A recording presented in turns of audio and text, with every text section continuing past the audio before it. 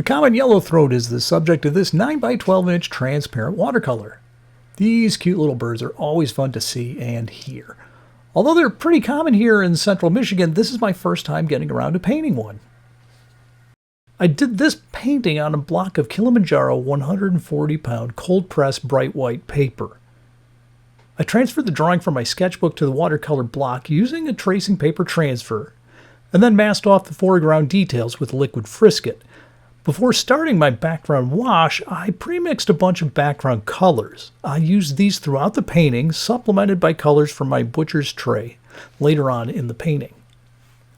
My brightest green was a mix of sap green and lemon yellow. I mixed up an ochreish color with lemon yellow, cadmium red medium, sap green, and phthalo green. An orangey brown red was made with burnt sienna and yellow ochre. A desaturated green was made with yellow ochre, sap green, and French ultramarine. My darkest color was made with French ultramarine, Indian red, phthalo blue, and dioxazine purple. I wanted a background of grasses with a mix of blurred and sharp edges. I chose to pre-wet the page to render all the blurry elements first. I took care to soak the page to ensure the wash would be nice and even. Once I was convinced that the watercolor block was well saturated, I started streaking in my colors with a 1-inch flat brush. The earliest passes will be the most blurry, and the last ones put in will have less time for the pigment to crawl across the page, leaving them with slightly sharper edges.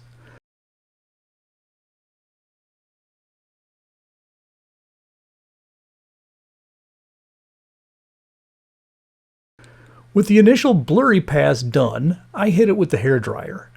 Afterwards, I selectively darkened areas a section at a time, adding some sharper edges on the dry paper and hitting each portion with the hairdryer as I finished.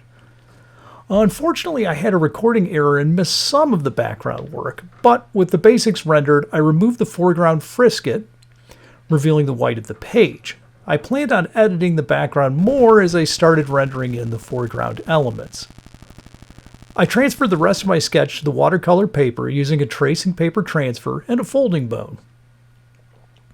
I went about covering up almost all of the white of the page with a quick pass of the lightest local colors. I used many of my background colors supplemented with paints off the butcher's tray. Almost all this was done with a No. 2 round brush. First I hit the grasses and then moved on to the bird. The bird's throat got a quick pass of lemon yellow. As I moved to the wings and the tail, I added more water. One of my grassy greens was used to start the olive colors of the bird, and the mask was hit with some Indian red, dioxazine purple, and phthalo blue. With the initial tones in, I started the long process of glazing dozens of layers of paint to render the textures and colors on the painting. I'll get progressively darker as I put in each layer, easing up on my final colors in many passes. With so many grasses, it was kind of hard to figure out where to start first. I chose to put in the next darkest layer of color on the tan grasses first, and then moved on to the green ones. I alternated working on the different tone grasses as I moved along. With many of these paintings, it's 95% foliage and 5% bird. This one definitely fits that formula. The background is mostly suggested with the blurry original wash. There are a bunch of grasses that will need to be rendered. At about this point, I began to wonder if my background was too light or too dark. I really couldn't decide. I did know that once I got the foreground grasses more rendered, I was likely to need to modify some of the background so it would have the right dimension.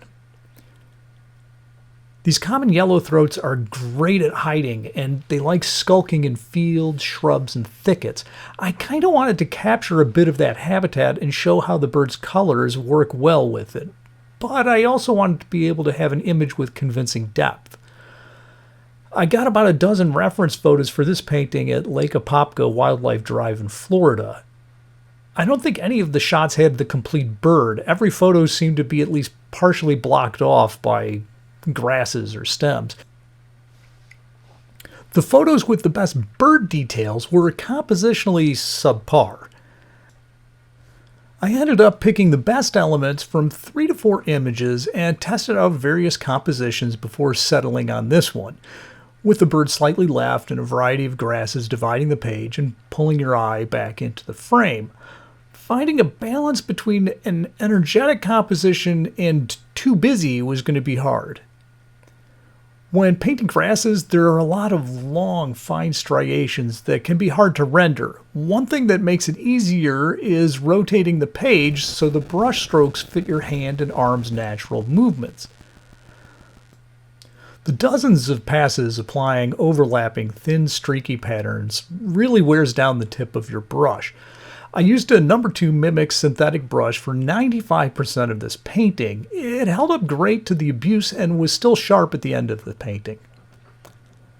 As the darker shadows on the grasses were going in, I started to feel better about the background balance eventually working out.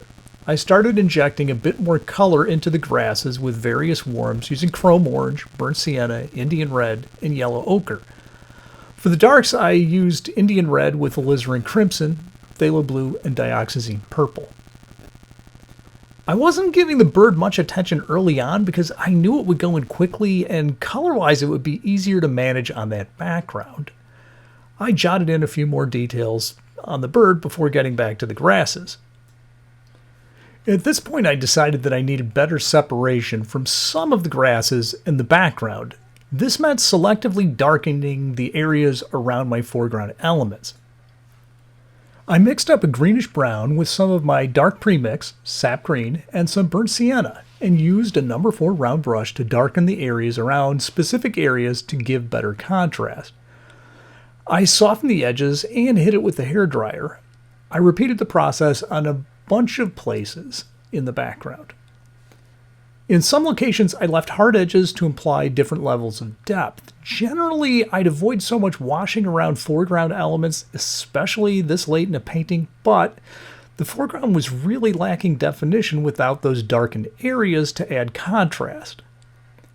I also chose to add in a fair amount of green into the background. Now that I added the cooler dark colors to the background, I could get more separation by pushing the dried grasses into a warmer direction. This painting's a good example of the problems with frisketing off a background and working on that before the foreground. Frequently, you have to go back and rework the background painting around all those areas you just frisketed off. It's definitely a hassle, but a necessary process. Some things are just hard to get right when working on one section of a painting at a time. You know, this is a risk you run no matter what medium you're painting in. In art school, they definitely encouraged working on the canvas as a whole, and I definitely agree with that workflow. I frequently frisk it and start with backgrounds. They're often the biggest area to cover, so it makes sense to start there. Frisketing backgrounds is often a necessity with watercolor, but I almost always end up working back into those backgrounds later in a painting. This time there is definitely more reworking than usual.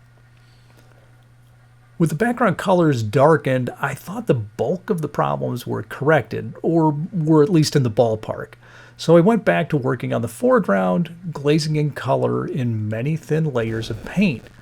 You can see from the butcher's palette just how transparent the layers are. Once I started working on the bird again, I felt like I was going to be able to push my foreground forward enough to get some good depth. The bird's olive colors were rendered with some chrome orange streaks and a variety of desaturated greens. The blacks around the face had many layers of glazing with purpley blues and super deep reds made with permanent alizarin crimson, dioxazine purple, and phthalo blue. To round out the throat, shaded areas had chrome orange and even some tiny areas of permanent alizarin crimson for the darkest shadows. I usually try not to scrub away color when doing watercolors, but I did need to remove a little bit of yellow that I had put on the bottom of the bird. While his throat needed to be bright yellow, his breast and belly didn't need that much color saturation. Generally, the eyes, faces, beaks and feet, and wings take the longest time on birds. When I look at other artists' paintings, the feet are usually the most neglected areas of a painting. I kind of like working on those because they're interesting in how different they are from most other animals' feet. With the bird at the same level of detail as the rest of the painting, I started working over all the foreground elements, sharpening up edges and adding detail with a lot of sharp, dark colors. Yet again, I decided to selectively push back a few areas with darks to add more separation between my foreground and background.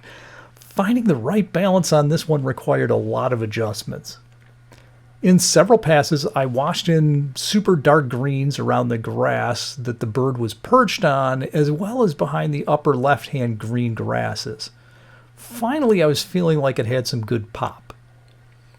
With that done, I sharpened up a lot of small details and eventually decided it was done. Well, there you go. That is a 9 by 12 inch transparent watercolor of a common yellowthroat warbler. It was definitely a struggle to get everything working together on this one, but in the end I was happy with this painting. I thought it showed how well these guys blend in with their busy habitat while still having a few quieter, dark areas for depth and relief from all the mayhem. Thanks for taking the time to watch this painting take shape. I'll put a link below to sign up for a newsletter with some watercolor tips and other information. If you enjoyed the video, please subscribe to the channel and give it a like. It really helps. I hope you get a chance to get out the watercolors soon.